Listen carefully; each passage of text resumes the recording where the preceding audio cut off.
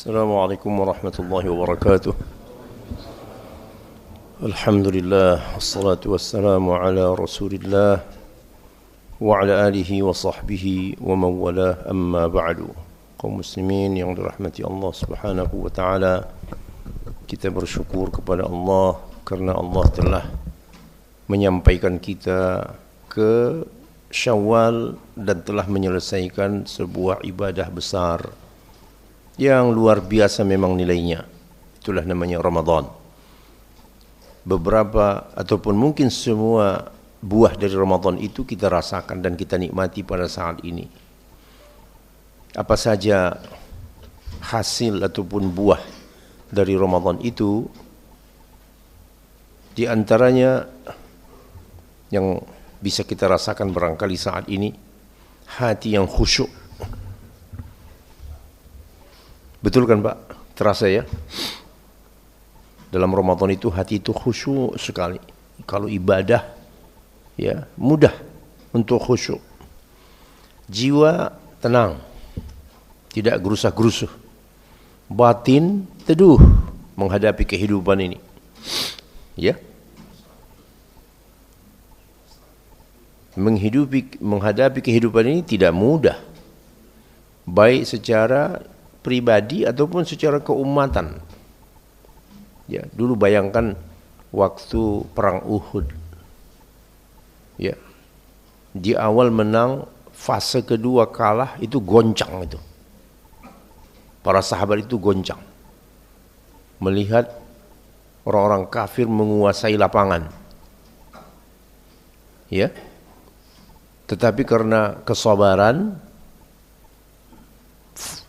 dalam satu perang itu fase ketiga Allah memberikan kemenangan. Masya Allah. Nah, jadi dalam satu momen bisa ada menang, ada kalah. Ya memang begitulah hidup ini. Hidup ini semuanya tidak seperti yang kita bayangkan, mulus, tidak. Di sana ada pertarungan. Apalagi kalau sudah namanya ideologi, pertarungan ideologi, dahsyat sekali dari dulu. Dalam bahasa agama kita pertarungan antara hak dan batil. Ya, antara pejuang kebenaran dengan pejuang kebatilan. Dan ini tidak akan pernah berhenti sampai hari kiamat.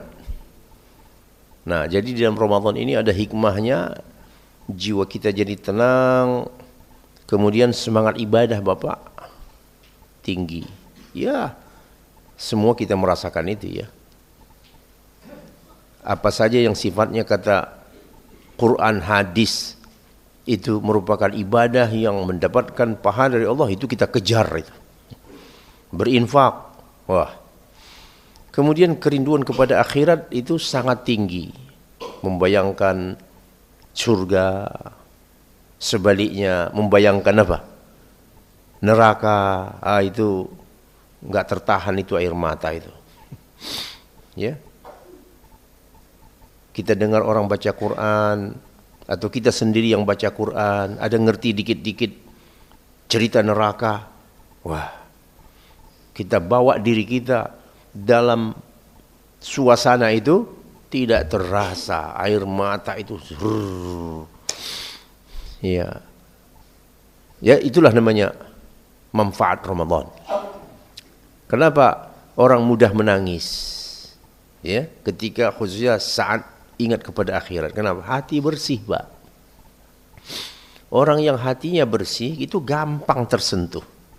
Sebaliknya kalau hati keras, lihat jenazah mati pun masih bisa ketawa. Bapak saksikan enggak? Orang takziah masih bisa ketawa. Betul enggak? Kita ini takziah nih. 3 meter dari kita itu orang terbujur, tapi masih bisa. Gimana kamu marah? Ini orang mati, hatinya udah mati itu. Kamu bisa ketawa, dekat kamu itu ada orang mati, jenazah, yang sebentar lagi masuk ke kubur. Harusnya itu jadi apa kamu? Jadi ibrah kamu itu. Kamu nggak bisa ketawa. Dan ini di fenomena di mana-mana saja, Pak. Di mana saja. Kadang-kadang ya kita yang sedikit faham ini saja melihat fenomena ini, datang takziah, Orang bisa ngobrol ke utara, ke selatan, timur, barat ngobrol, ya, sambil-sambil diselingi ketawa ketiwi. Hati kita itu astagfirullahaladzim. Padahal 2 meter jarak dari dia apa? Jenazah. Orang yang berpikir akhirat ngomong pun gak bisa itu. Ngomong gak bisa dia. Itu jenazah tuh. Kamu tidak tahu entah kapan kamu seperti dia. Kan begitu? Nah, jadi dalam Ramadan itu mudah menangis, kemudian gampang kasihan.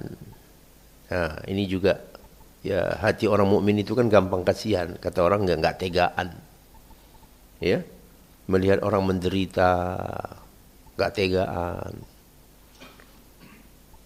Lihat postingan, ya, di Banten orang tiap pagi anak sekolah SD mau pergi sekolah harus menyeberangi apa? Sungai. Tega gak kamu melihat itu? Tega gak kamu lihat itu? Sementara sebelah kamu atau kamu sendiri menikmati kesenangan, memanfaatkan, ya, kedudukan. Nah, itu orang mukmin itu nggak tegaan. Hatinya itu lembut. Kok bisa ada, ya, provinsinya di sebelah ibu kota, ada anak yang sekolah harus basah-basah dulu, kan gak masuk akal itu. Ya, baik. Kemudian ya di sisi lain disiplin waktu, karena teringat akhirat, Pak. Semuanya kita berkejar untuk menimbun amal, ya, menumpuk amal nih, berkejar waktu. Jadi nggak ada waktu yang terbuang. Segala aktivitas itu harus bernilai akhirat. Ya, 1 jam berlalu. Nah, ini nilainya ini apa bagi kita? Zikir. Apalagi tadabbur, ya, merenung. Nah, setelah pengajian ini apa kegiatan saya? Mendatangkan pahala enggak? Kalau enggak, udah stop aja itu. Ya, nah begitu. Jadi orang setelah selesai Ramadan itu disiplin waktu itu sangat tinggi. Ya, silaturahim berpahala. Oh iya, berpahala itu. Menolong orang berpahala. Iya, berpahala. Nah, jadi segala aktivitas itu disortir. Jadi tidak ada yang namanya iseng. Enggak ada itu. Ya, semua aktivitas itu harus bernilai akhirat. Mendatangkan pahala enggak? Enggak mendatangkan pahala, udah nanti dulu. Ya. Waktu saya sempit, apalagi kita sudah tua-tua ya, udah 60 tahun ke atas. Oh, makin pelit soal waktu itu. Dia enggak akan mau membuang-buang waktu yang tidak bernilai pahala. Nah, ini renungan Ramadan, ya. Kemudian mudah ingat dan kembali kepada Allah. Ya, namanya manusia tetap keliru, tetap salah. Itu adalah ya watak asli manusia. Lalu apa bedanya orang mukmin tidak orang mukmin? Oh, gampang teringat. Begitu teringat, istighfar, taubat. Ya Allah, aku meminta ampun kepadamu. Apalagi mendengar hadis tentang Ramadan itu ya. Kata Nabi, celakalah orang masuk ke dalam Ramadan tetapi dosanya tidak terampuni. Kita mendengar itu saja seram kita. Dibilang Nabi celaka. Dan yang bilang itu Jibril aslinya. Nabi mengaminkan aja. Ya, Jibril mengatakan, celakalah orang yang masuk ke dalam Ramadan tetapi dosanya tak terampuni. Lalu ku bilang amin. Kata Rasulullah itu. Nah, jadi mendengar itu ya kita ingin, ya, manusia tidak bisa luput dari kesalahan. Itu watak manusia. Ya, Tetapi bagaimana orang salah gampang atau cepat kembali, tidak menunda. Ya, kan sebahagian orang entarlah, kan usia baru 50. Kan ini kan usia produktif. Jangan mikirin dosa dululah. Kalau semuanya mikirin dosa, nanti kita begini-gini terus, nggak kaya-kaya. Karena ada kan pola pikir yang seperti ini banyak. Kamu nggak usah terlalu dekat dengan masjid, ya. Nanti kalau kamu terlalu dekat dengan masjid, kamu begitu-gitu terus, nggak akan maju-maju. Astagfirullah. Kenapa dibenturkan antara ketaatan beribadah dengan, ya, dengan kemajuan? Kenapa dibenturkan? Kemudian emosi terkendali, ya, karena Ramadan itu sendiri, puasa itu sendiri mendidik untuk mengendalikan apa? Emosi. Baik itu sudah alhamdulillah orang yang selesai keluar, atau kalau kita ibaratkan sekolah, orang yang sudah tamat sekolah dalam bulan Ramadan itu emosinya terkendali, Pak. Tidak mudah terpengaruh oleh godaan syaitan. Selama kita hidup di dunia ini, godaan setan ini kan gak pernah berhenti, Pak. Betul kan? Gak pernah berhenti. Kalaupun setan itu jauh, umpamanya ya, kan dikatakan kalau azan, setannya itu lari. Tapi selesai azan, datang lagi dia. Qomat, dia kabur. Kita berdiri, angkat takbir, di situ udah datang dia, setan itu. Ya, udah dibayangkannya. Ke kita, dibayangkannya, kamu habis sholat ini jangan lama-lama ya. Ada kerjaan kamu, tugas kamu itu sedang menunggu. Itu diingatkan setan itu. Di dalam sholat juga kita tidak dibiarkannya khusyuk. Ya, kadang-kadang ada kita lupa di luar sholat, ingatnya waktu sholat. Di mana saya tadi naruh KTP? Ya, ingatnya dalam sholat. Yang ngingatin itu siapa? Setan. Di mana saya tadi naruh kunci? Ya, kayaknya ke sini. Waktu sholat teringat, oh iya, saya habis mau masuk kamar mandi tadi, kunci saya taruh di laci ini. Ingatnya waktu sholat. Jadi setan itu tidak akan pernah membiarkan kita khusyuk. Tidak pernah. Nah, memang itu profesi dia, ya biarlah. Ya. Jadi orang mukmin tidak mudah terpengaruh. Kemudian hawa nafsu juga mereda. Hawa nafsu. Kalau ada orang yang setelah Ramadan hawa nafsunya tidak berubah, nah ini berarti hasil Ramadannya itu dipertanyakan. Ambisinya enggak berkurang. Ya. Setelah Ramadan ambisinya begitu-gitu juga. Itu bisa isyarat enggak bermanfaat bagi dia Ramadan itu. Ya. Mulut terjaga. Ya, karena dalam Ramadan kita kan tahu enggak boleh sembarang ngomong. Betul kan? Itu terbawa lah itu. Ya, berlatih selama sebulan ya. Alhamdulillah mungkin selama bulan Syawal ini ya mulut kita ini masih terkendali lah, artinya nggak mau kita sembarang ngomong, tak mau sembarang berkomentar, ya, menjauhi gosip, fitnah, ya, obrolan yang tak bermanfaat. Kemudian sensitif dengan dosa. Ini dia nih. Di dalam Al-Quran kan disebut, innal ladzina taqaw idza massahum ta'ifun minasyaitani tadzakkaru fa idzahum mubsirun. Orang-orang bertakwa itu kalau disentuh dikit oleh setan, tadzakkaru, dia langsung ingat, fa idzahum mubsirun. Setelah itu dia pun sadar, oh ini setan ini. Ya, itu ciri orang bertakwa, Pak. Orang bertakwa itu kesentuh saya oleh setan, ya seperti kita kalau ada yang koslet gitu ya, menyentuh freezer. Iya, Pak ya. Itu begitulah orang bertakwa itu dengan dosa itu. Langsung ya. Ini waduh, ini enggak benar nih.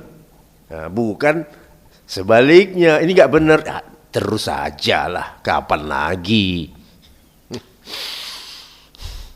Ya, kapan lagi? Ini kan kesempatan ini. Hantam saja masalah itu, masalah nanti itu.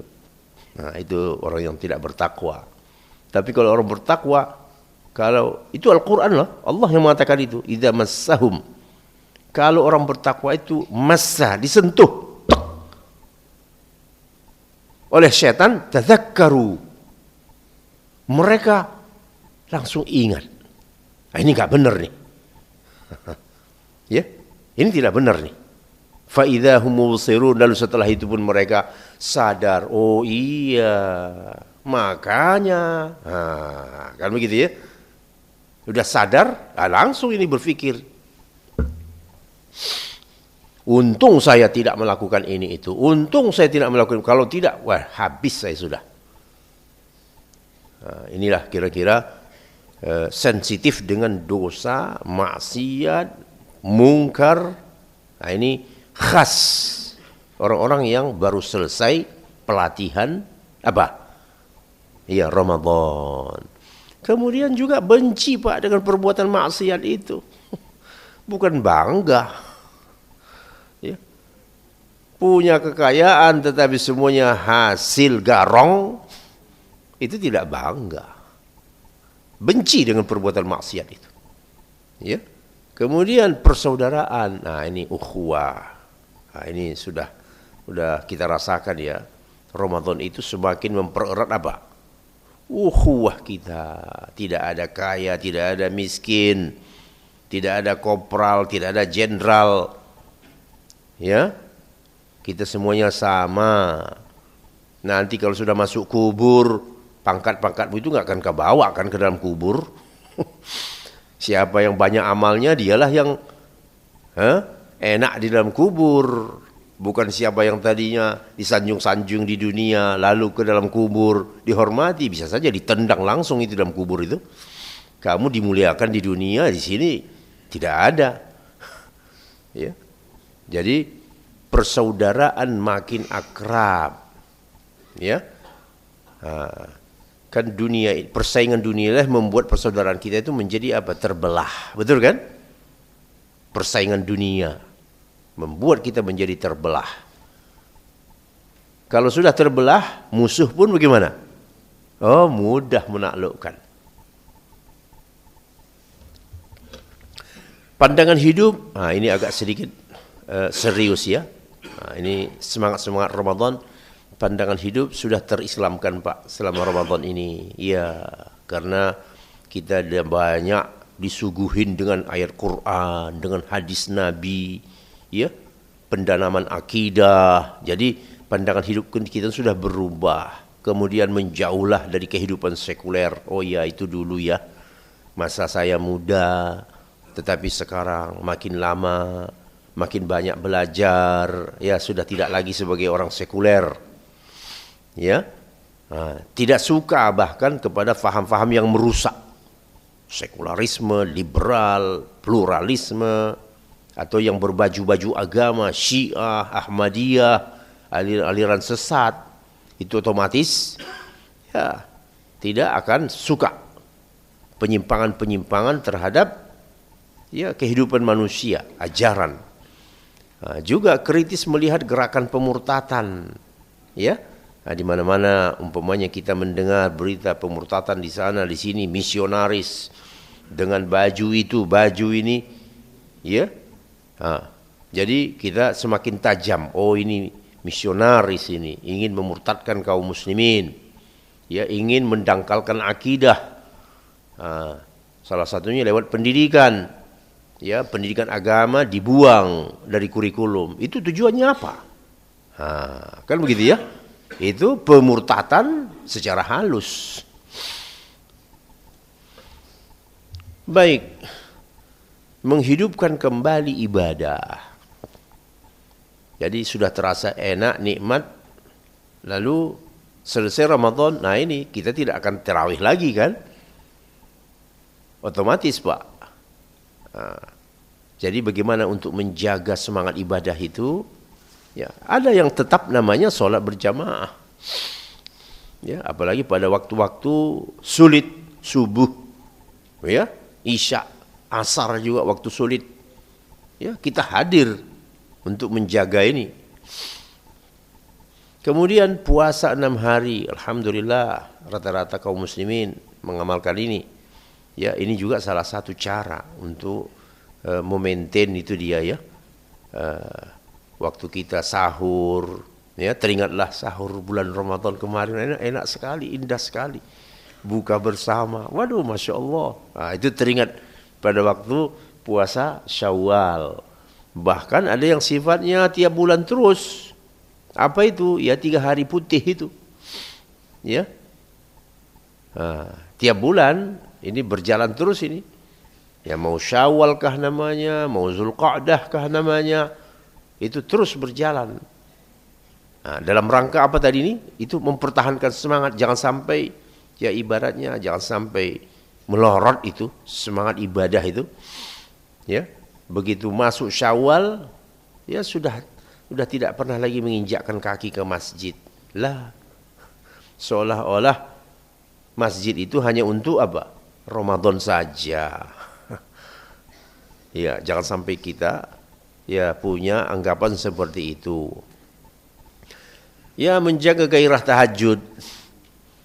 Ya, mungkin sudah terbiasa lah ya kalau biasa makan sahur ya bangunnya mungkin ya selambat-lambatnya barangkali jam 3 sudah terbangun kita. Ya, jadi itu pun sekarang harus dijaga itu. Bahkan ada yang jam 2 bangun, alhamdulillah.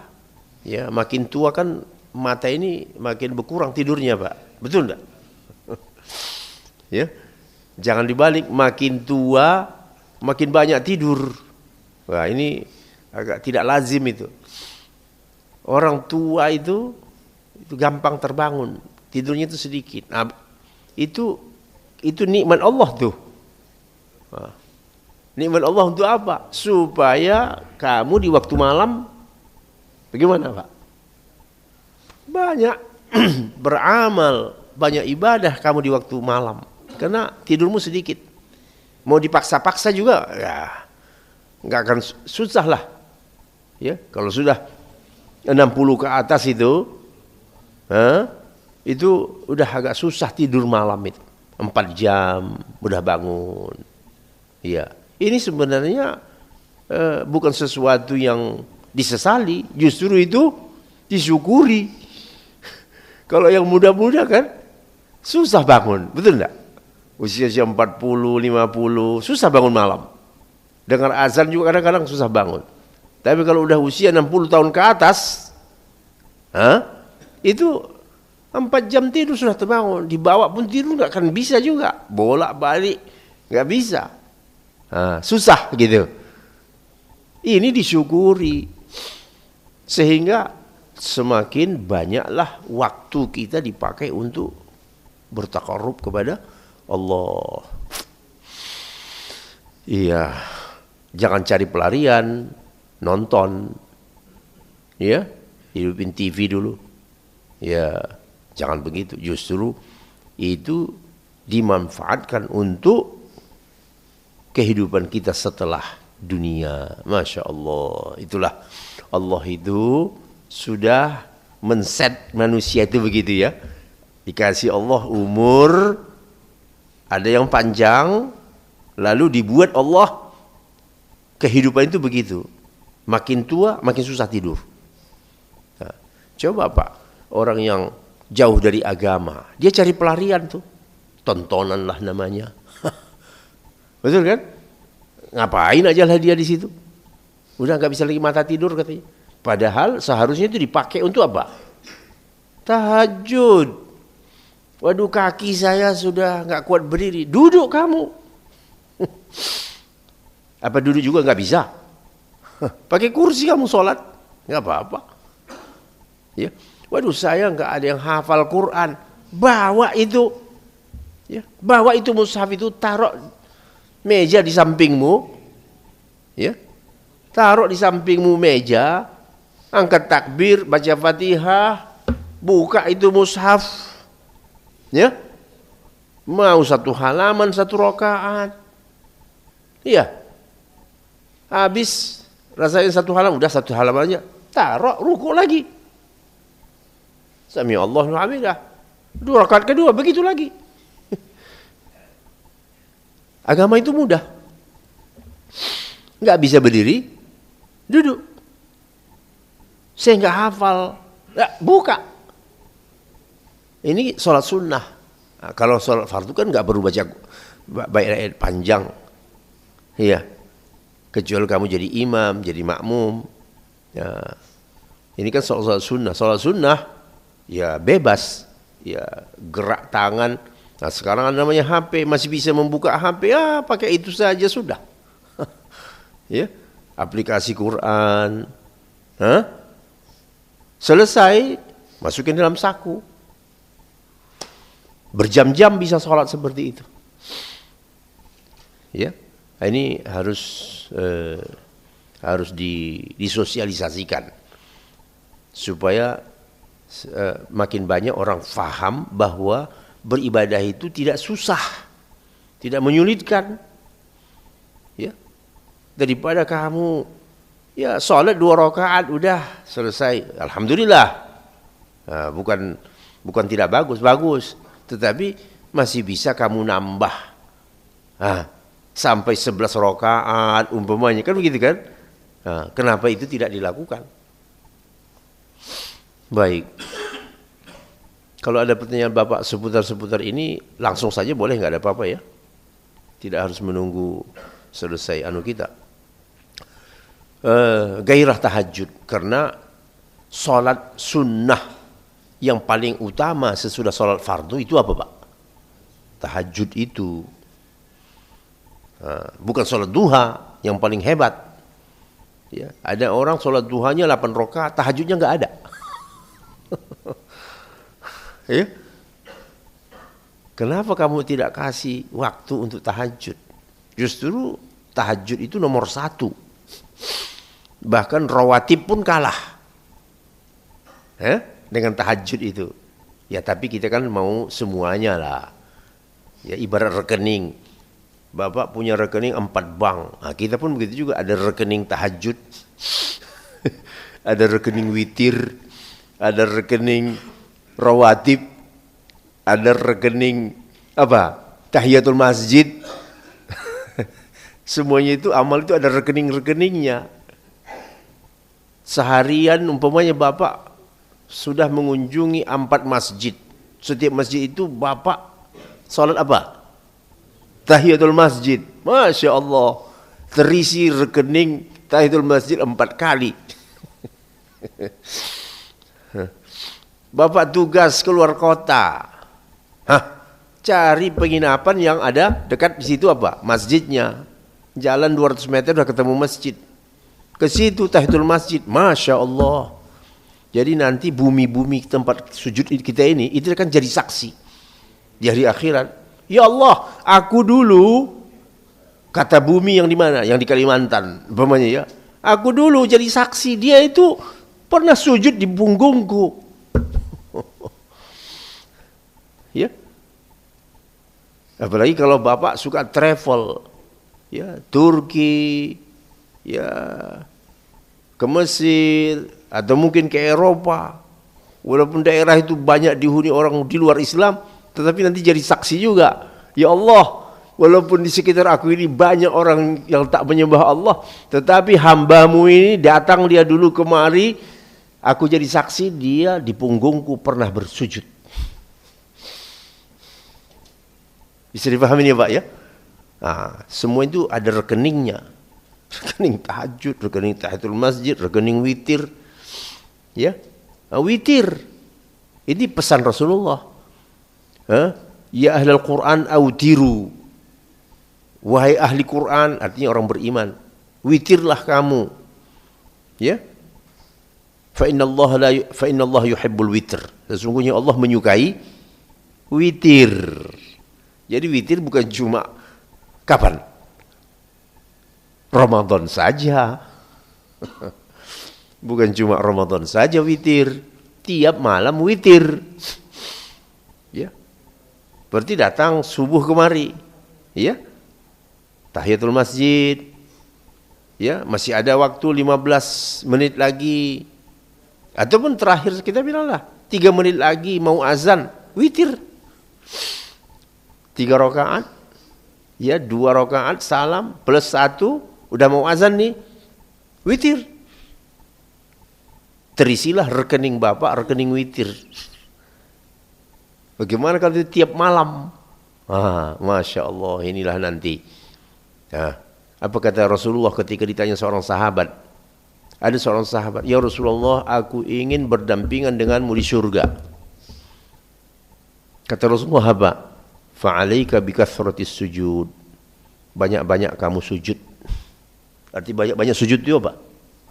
Banyak salat.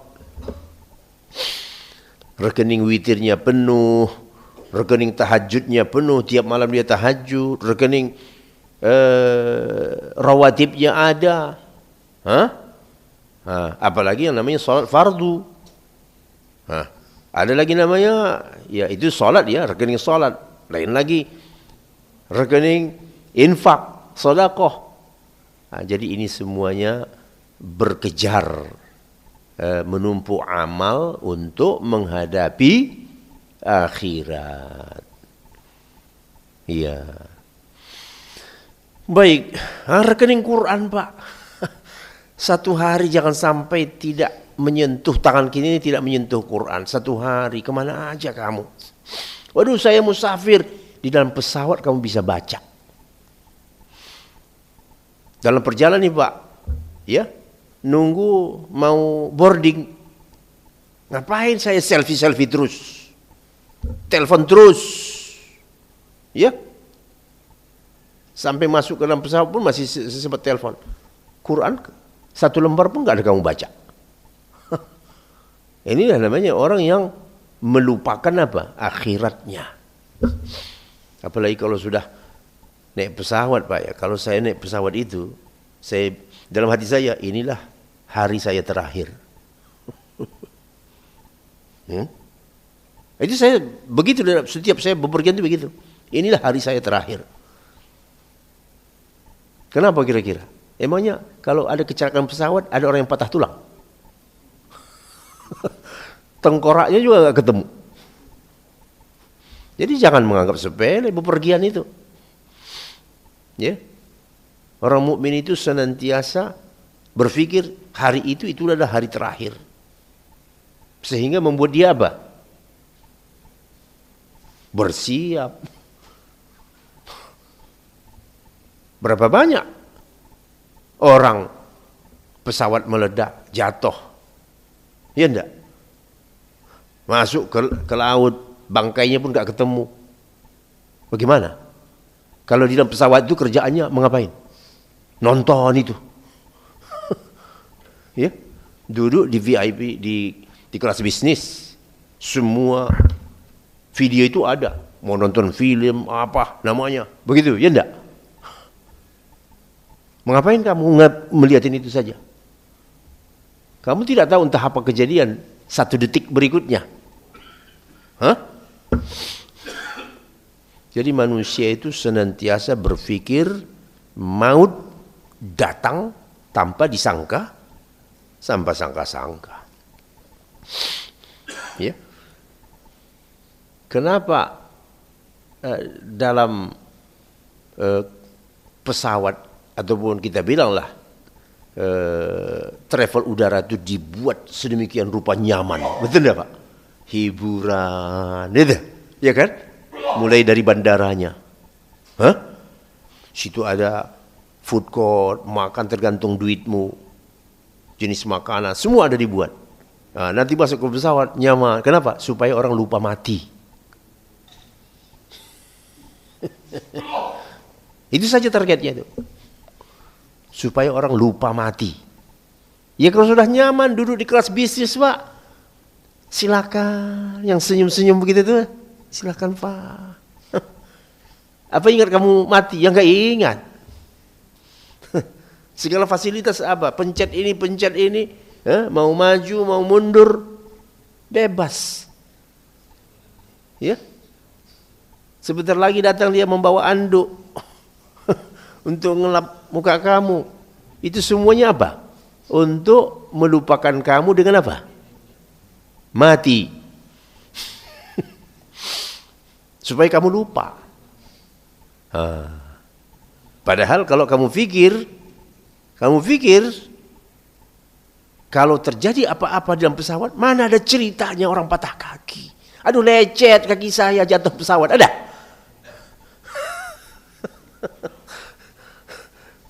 Di mana?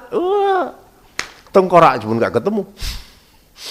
Jadi orang kalau mengerti hidup naik pesawat itu, yang ada di tangannya cuma Quran. Dia nggak ada waktu itu mencet-mencet itu.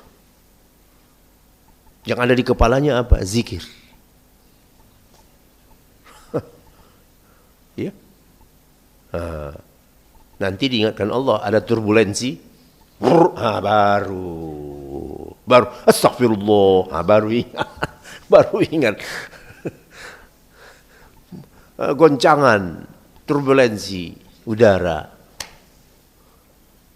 Ya. Inilah renungan-renungan itu, Pak.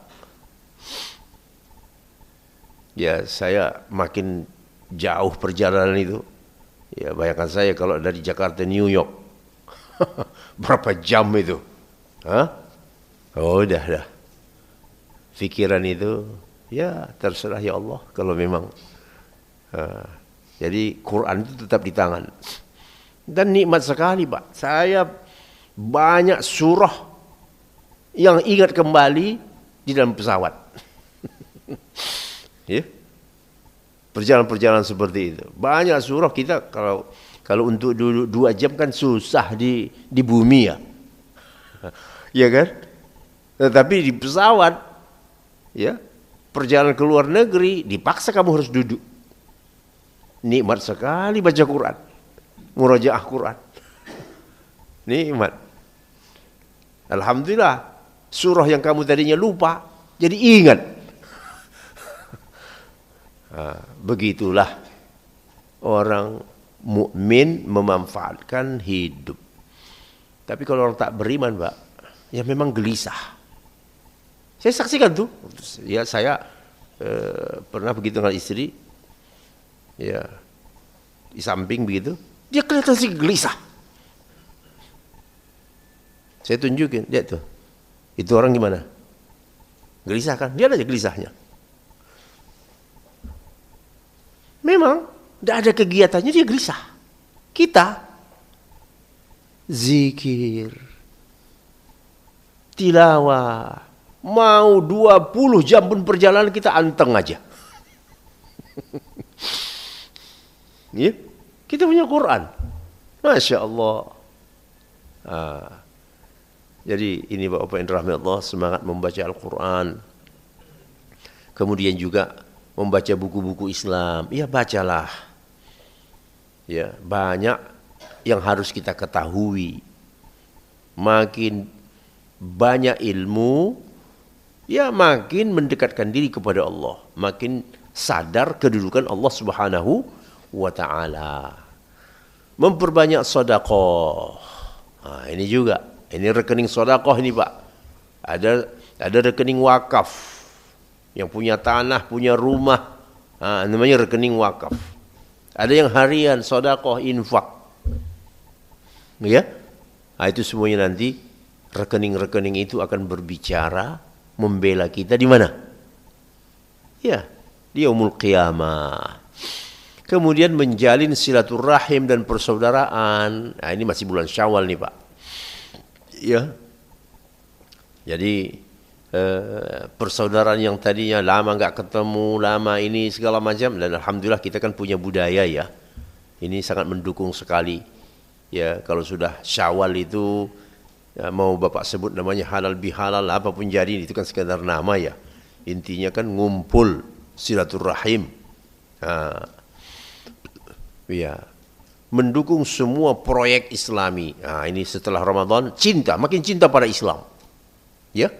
Makin cinta pada Islam. Segala yang berbau Islam kita beri apa? Dukungan. Begitu juga ada hal-hal yang harus kita jauhi, hiburan-hiburan. Ya, makin bagus ibadah, ya makin jauh dari musik. Jangan dengerin, oh ada ustadz yang membolehkan musik loh, gak usah kamu masuk dalam perdebatan itu. Ya, gak usah mau terprovokasi, yang satu begini, yang satu begini. Ya, hidup yang bagus itu jauh dari musik. Jiwamu tenang. Ya, musik itu dekat dengan setan. Itulah yang menjauhkan kamu dari ibadah. Ya, dimanapun kamu, kalau bisa pastikan jauh dari musik. Rumahmu jauh dari musik, mobilmu jauh dari musik, kecuali yang tidak bisa kamu hindari. Ya, masuk ke restoran kemana, kita kan nggak mungkin matiin dulu musiknya dong. Kecuali kalau saya naik Grab, ya naik Grab saya, ya Mas tolong matikan itu. Saya nggak suka suara-suara itu. Oh iya Pak, ya Pak. Ya, menghentikan perbuatan yang tak bermanfaat, yang merugikan. Sudah tahu racun masih saja diisap. Apa itu Pak? Saya kurang jelas ini tulisannya ini. Ya, hobi yang berlebihan. Ya, janganlah hobi-hobi itu gak usah berlebihan. 2 jam sekali minum kopi, ngapain? Sehari segelas cukup. Jadi hobi-hobi itu jangan terlalu ya kecanduan. Ya. Apalagi yang jelas haram. Nah, sekarang ini Bapak lihat deh masyarakat kita ini. Ya. Judi online, la ilaha illallah. La haula wala quwata illa billah. Judi online ini adik kakak, saudara kandung dengan pinjol. Saudara kembar tuh. Bukan adik kakak lagi, kembar. Sudah terjerat judi, datang pinjolnya, habislah. Dan rehabilitasnya paling susah, belum ada. Kalau rehabilitasi narkoba agak mudah dicari, tapi rehabilitasi judi online ini lebih dahsyat Pak, lebih dahsyat. Kita mau menuntut siapa? Konon ceritanya ditutup 1000 muncul 100.000. Ya, begitu wallahu alam benarnya ya. Ditutup 1000 muncul. Jadi memang umat ini memang dihancurkan.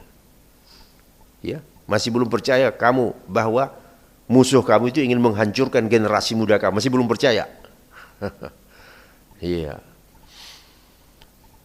Narkotika, prostitusi, yang online inilah. Ya, menjauhi dusta, fitnah, ya, gosip, sikap munafik, sikap mendua ini pun tidak bagus ya. Ya, sikap mendua. Menjauhi perbuatan yang terindikasi syirik, khurafat, takhayul. Ya, ini sudah harusnya bersih dari pikiran seorang muslim. Tidak ada itu keyakinan ke batu-batu, ya. Kuburan-kuburan. Kamu sudah ke kuburan ini belum? Ke kuburan yang di sana? Belum. Oh, makanya ke sana dong supaya ya hajat kamu nanti terwujud. La ilaha illallah. Orang ya sudah bagus ibadah, masih suka ke kuburan-kuburan. Ya. Kuburan di sebelah rumah saya juga ada. Kenapa saya harus jauh-jauh ke kuburan? Di kota sana, di kota sini ngapain? Orang tujuan ke kuburan itu apa? Mengingatkan mati, kamu akan seperti dia. Udah. Hanya itu esensinya. Oh tidak, itu di sana perlu dia di sebelah keramat. Disinilah mulai masuk syirik itu. Yang keramat-keramat itu. Disitulah masuknya syirik itu. Kamu minta sama orang yang sudah mati. Waktu hidup saja kamu gak bisa minta sama dia. Ya Pak, waktu hidup dia bisa Bapak minta, belum tentu dikasihnya. Ini apalagi dia sudah mati. Gimana dia mau ngasih sama kamu? Justru dia yang mengharap doa dari kamu. Dia minta doa itu. Allahumma ighfir lil muslimin wal muslimat. Itu yang diharapkan tuh. Bukan kamu minta sama dia. Sementara ini kan Bapak lihat ya.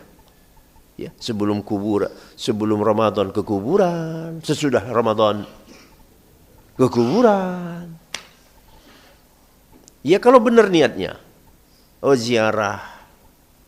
Pada umumnya masyarakat kita ini nggak ngerti. Bahkan sebaliknya, dia minta. Dia minta kepada orang sudah mati. Ya. Kemudian tidak sibuk dengan isu-isu yang diciptakan oleh musuh.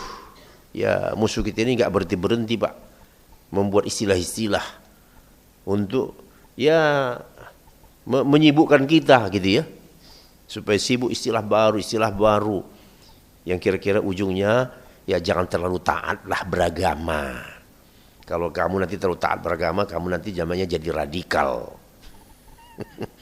Itu saja intinya sama mereka. Ya. Nah, mari kita lihat satu ayat dalam Al-Quran Karim Surah An-Nisa ayat 36. Ini kalau ditarik ke Syawal ada relevansinya. Wa'budullaha wa la tusyriku bihi syai'a wa bil walidaini ihsana وبذي القربى واليتامى والمساكين والجار ذي القربى والجار الجنوب والصاحب بالجنب وابن السبيل وما ملكت أيمانكم إن الله لا يحب من كان مختالا فخورا. Beribadahlah kamu kepada Allah, jangan sekutukan dia dengan sesuatu apapun. Nah, tadi sudah kita singgung Pak ya, syirik-syirik itu meyakini benda punya kekuatan gaib. Berapa banyak manusia mengaku muslim percaya sama batu-batu. Ya enggak? Nah, percaya pada hal-hal yang gaib. Ya, percaya pada itu dia tadi, kuburan-kuburan. Nah, wabil walidaini ihsana. Nah, ini masuk hubungan kemanusiaan horizontal. Yang pertama disebut dua orang tua. Wabil walidaini ihsana, dan berbuat baiklah kepada dua orang tua. Kemudian siapa lagi? Wabidhil qurba, kaum kerabat. Nah, ini yang kita kalau sudah Syawalan itu suka ngumpul, keluarga kecil, keluarga dekat, keluarga besar. Ya. Satu daerah ngumpul, ada yang mudik pulang ke kampungnya. Ya. Ngumpullah di sana. Ya, memang itu suatu hal yang dianjurkan kerabat. Kemudian juga jangan lupakan anak yatim, berbuat ihsan kepada anak yatim, ya, kepada fakir miskin, ya, jiran dekat, sampai-sampai disebut dua kali jiran ini. Ada namanya jiran dekat, ada namanya jiran jauh. Kemudian teman sejawat. Nah, ini memang ayat ini kalau ditarik ke Syawal ini pas sekali. Ya. Nah, artinya kita kumpul-kumpul gitu, teman sejawat. Ya, setahun lamanya mungkin kita nggak ketemu. Kemudian juga ada namanya Ibnu Sabil. Ibnu Sabil ini perantau. Ya, orang yang datang dari daerah lain. Kemudian juga hamba sahayamu. Dulu namanya hamba sahaya. Sekarang namanya ini barangkali ya karyawanmu. Ya, berbuat baiklah kepada karyawanmu. Sungguh Allah tidak menyukai orang-orang yang sombong dan membanggakan diri. Masya Allah. Jadi di sini Allah menyebutkan hati-hati dengan sifat apa? Sombong. Jangan sombong. Jangan kamu membanggakan dirimu. Ya, ukuran manusia itu takwa, bukan kekayaan, bukan bintang, bukan gelar akademik. Yang membedakan manusia itu bagus tidak bagusnya adalah takwa. Baik. Lalu setelah itu tes keimanan. Ya. Saya mau ngetes keimanan masing-masing kita. Bagaimana Ramadan memberikan hasil kepadamu? Apakah sudah engkau yakin bahwa Rasulullah itu satu-satunya teladan yang baik atau tidak? Kamu figur-figur idola lain enggak? Ya. Tanyakan pada dirimu, apakah Al-Quran sudah menjadi sumber kebenaran satu-satunya dalam dirimu atau tidak? Tanyakan pada dirimu bagaimana sikapmu terhadap syariat hukum Allah. Kamu masih ragu dengan hukum Allah enggak? Ya. Apakah engkau meyakini bahwa hukum yang terbaik bagi umat manusia ini hanyalah hukum Allah atau tidak? Atau kamu mengira bahwa manusia sanggup menciptakan hukum sendiri? Ya? Walaupun harus bertentangan dengan hukum Allah. Ini tes Ramadan nih. Apakah engkau meyakini hukum qisas sebagaimana engkau meyakini wajibnya berpuasa Ramadan? Karena beda ayat antara qisas dengan Ramadan itu cuma 5 ayat, Pak. Pernah kan saya singgung di sini? Ya. Ya ayyuhalladzina amanu kutiba alaikumus shiyam. Yarhamukumullah. Ya ayyuhalladzina amanu kutiba alaikumus shiyam. Diwajibkan kepada kamu berpuasa. 5 ayat sebelumnya ya ayyuhalladzina amanu kutiba alaikumul qisas. Kira-kira kamu sama enggak keimanan kamu pada dua hal itu? Itu tes keimanan tuh. Apakah engkau meyakini hukum qisas sebagaimana engkau meyakini wajibnya berpuasa Ramadan? Apakah engkau yakin bahwa kehancuran manusia sekarang karena tidak menerapkan ajaran Islam? Bahkan yang haram jadi halal? Apakah engkau yakin bahwa kerusakan di tengah umat Islam ini adalah karena mereka mencontoh Barat atau kafirun secara umum dan tidak mencontoh Nabi dan para sahabatnya? Nah, kalau orang sudah mantap Ramadannya, jawabannya sudah pada jelas tuh. Betul ya? Tapi kalau yang jawabannya begini iya, begini tidak, itu berarti Ramadannya belum membuahkan hasil bagi keimanan. Ya, jadi saya mengira bahwa tes keimanan ini penting nih. Sejauh mana Ramadan memberikan dampak bagi kita? Puasa, lapar, capek, malam, letih, ya, naik turun. Coba tes. Kalau tidak berubah, sejak sebelum Ramadan begitu lagi, oh, tidak membawa perubahan. Kalau tidak bawa perubahan, waduh, gawat kita. Ya, baik hadirin dirahmati Allah. Taqabbalallahu minna wa minkum wa kullu amin wa antum bi khair. Sampai di sini dahulu. Ya, ada yang ingin kira-kira ditanyakan?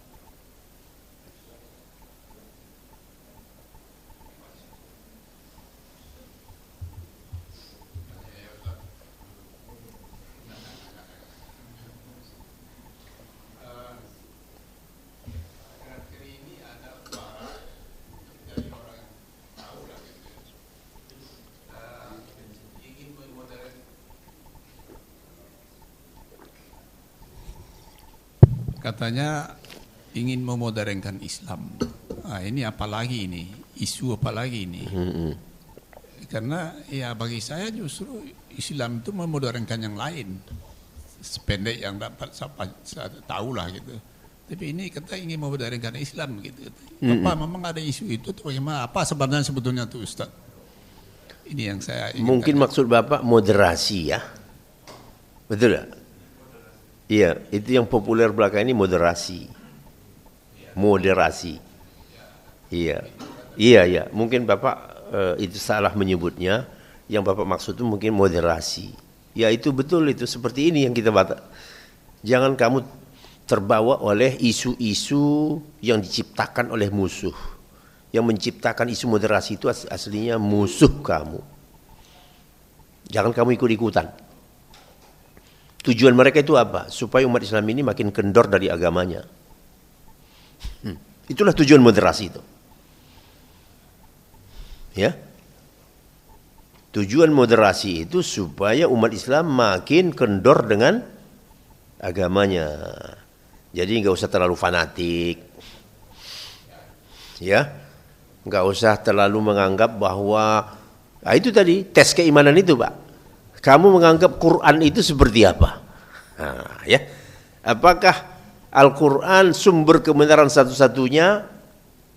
Nah, kalau kamu menganggap Quran itu sumber satu-satunya, kata mereka itu enggak moderat. Yang moderat itu Al-Quran iya, tapi juga ya yang lain-lain juga, kebenaran juga. Kebenaran ya belum tentu hanya dari Quran. Itulah maksud mereka. Supaya kita tidak yakin sepenuhnya kepada Quran, tidak yakin sepenuhnya kepada syariat, hukum Allah. Ya. Jadi semuanya itu supaya dikendorkan dengan pola yang namanya moderasi. Dan itu ciptaan orang kafir. Bukankah ada yang namanya ya moderasi di dalam Islam? Bukan itu yang kamu maksud. Kamu cuma mencuri istilah saja. Orang-orang kafir itu kan suka nyuri istilah, Pak. Tapi maksudnya beda yang dia maksudkan. Ya. Jadi kalau umpamanya seorang anak muda nggak mau salaman sama perempuan, itu dianggap tidak apa? Tidak moderat. Nah, gitu. Itu dianggap apa? Ekstrim. Nah, jadi itu yang saya sebut tadi, jangan mau sibuk dengan isu-isu yang diciptakan oleh musuh. Ya. Jadi mereka ini memang badan strategi musuh itu, Pak, luar biasa. 24 jam gak tidur tuh. Apa kira-kira isu yang dilempar? Nah, jadi kalau orang yang sadar, tidak mau terpancing, ya. Hingga sekarang artinya pun hal-hal yang sudah kita ketahui pun itu banyak juga dipersoalkan belakangan-belakangan, supaya tujuannya itu dia membuat orang sibuk, Kalau dalam media itu namanya pengalihan isu, ya, pengalihan isu supaya masyarakat publik itu tidak fokus kepada satu persoalan. Karena kalau fokus pada satu persoalan ini bisa berbahaya. Oleh karenanya harus dipecah perhatian itu. Ya. Baik, sampai di sini dahulu. Mudah-mudahan kajian renungan kita pada pagi hari ini bermanfaat untuk masa depan kita. Ya. Dan duduknya kita di sini dicatat Allah bagian daripada zikir, ya, yang akan kita lanjutkan juga setelah ini dalam bentuk-bentuk yang lain. Aqulu qouli hadza wa astaghfirullah. Wassalamualaikum warahmatullahi wabarakatuh. Subhanakallahumma bihamdika asyhadu an la ilaha illa anta astaghfiruka wa atubu ilaik.